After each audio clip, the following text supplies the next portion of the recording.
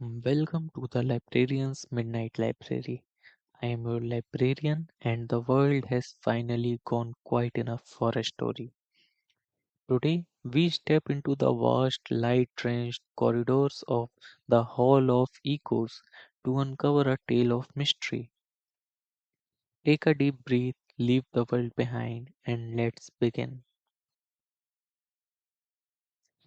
In the center of a city that never stops talking, a place of screaming sirens, clattering iron trains, and a constant hurried roar of conversation, there stands a building with no doors. Its walls are crafted from translucent alabaster, glowing with a soft inner light that seems to pulse in time with the tides. Its only entrances are high arched windows that swing open only when the moon is at its fullest and the city below has finally exhausted its voice, falling into a rare fragile slumber. Inside is the Museum of Unspoken Words. It is not a place for cold statues or dusty paintings, but for the things people mean to say, but for one reason or another allowed to wither on the vine of the tongue. The curator is a woman named Verity. She moves through the high vaulted galleries with footsteps that make no sound, her long robes trailing like smoke across the marble. She does not carry a clipboard or a ring of heavy keys.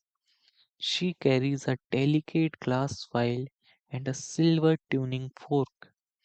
She spends her night wandering the world's periphery, collecting the mist, the physical residue of words that were swallowed back into the throat at the very last second. The exhibits in the Hall of Echoes are thousands of hand blown glass jars of colored vapor, each vibrating with its own specific haunting frequency. A swirl of deep, heavy crimson, thick as syrup, is an apology that arrived a decade too late, long after the recipient had moved on. A flicker of pale, trembling blue is a thank you that was held back by a sudden wall of pride. A thick, suffocating grey mist represents a goodbye that was never uttered at a train station, leaving two lives forever tattered by an unfinished sentence. Verity spends her centuries organizing these mists. She knows a truth that the living often forget.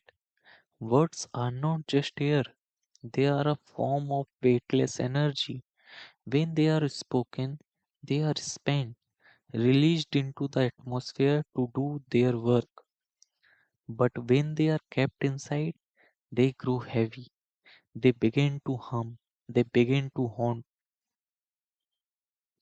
As she walked the corridors one moonlit night, Verity noticed that the heaviest rooms in the museum were not the ones filled with anger, nor the ones filled with dark secrets. They were the ones filled with love that was never confessed. These jars glowed with a light so fierce, so golden and pure, that they illuminated the entire hall, casting long, longing shadows against the polished floors. She realized that the entire world is slightly tilted by the sheer weight of things left unsaid. The silence of the world is not empty, it is overflowing. Suddenly, a visitor appeared at the high moonlit window, a man who had lost his voice years ago to a bitterness he couldn't quite name. He didn't come to admire the collection or to wander the halls as a tourist. He came to reclaim a single word he had kept bottled up for a lifetime. A word that had turned into a stone in his chest. He searched the ashes, his fingers trembling, until he found a small, unassuming jar tucked in a dark, dusty corner. Inside was a tiny dancing spark of amber light, no larger than a firefly. As he touched the cool glass, the entire museum fell into a total shimmering silence. The jar did not just open, it shattered into 1,000 diamond like shards. The amber light didn't fall to the floor, it took flight. It transformed into a white bird made of pure resonant sound, and as it flew out the open window and soared over the sleeping city, the man felt his own chest loosen for the first time in 40 years. He could breathe again. Verity watched the bird disappear into the silver stars. She realized then that her museum was not a place of storage, but a place of eventual release. The Hall of Echoes existed only because the world was too loud, too busy, or too afraid to listen. To keep a word is to build a beautiful, tragic prison for the soul.